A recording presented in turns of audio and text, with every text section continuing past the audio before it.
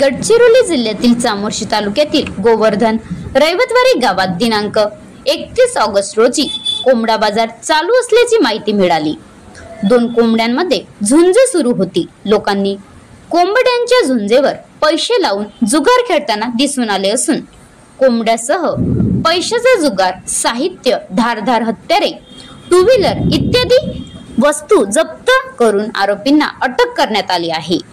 पुढील तपास चामोर्शी पोलीस स्टेशनचे PSI राजू वाघमारे, पोलीस अंमलदार चिन्नाराम जक्के वाघमारे, दुर्गम चहांदे, पोहवा, कोडापे, हुपुर्डी अंमलदार नेवारे करीत आहेत। Maharashtra live news reporter Dhanraj Wasekar, तालुका प्रतिनिधी चामोर्शी।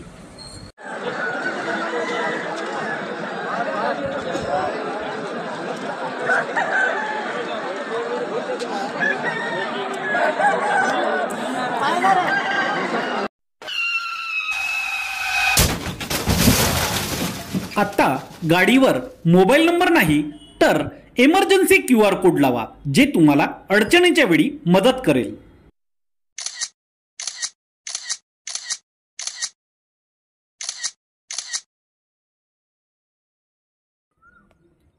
बनवा व्हिडिओ, पाठवा व्हिडिओ, आम्ही तुमच्या न्याय हक्कासाठी लढा देऊ।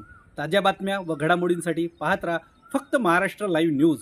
आजच आमच्या चॅनलला सबस्क्राईब करा, शेअर करा, कमेंट करा आणि हो, बेल आयकॉन दबायला विसरू नका। जय महाराष्ट्र।